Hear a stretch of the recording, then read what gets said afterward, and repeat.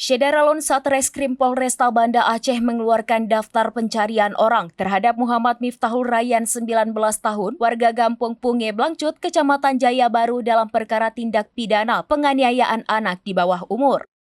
Kapolresta Banda Aceh Kombes Pol Joko Heri Purwono melalui Kasat Reskrim Kompol Fadilah Aditya Pratama dalam keterangannya menyampaikan bila ada yang mengetahui keberadaan yang bersangkutan agar memberitahukan kepada pihak kepolisian melalui nomor kontak 0821 9172 8640.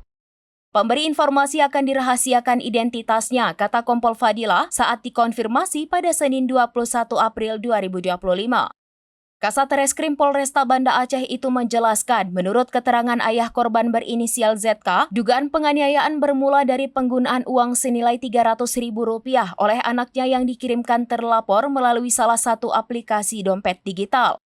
Korban yang ditagih sempat ingin mengganti uang itu, namun pelaku tidak memberikan kesempatan dan langsung menghajar korban.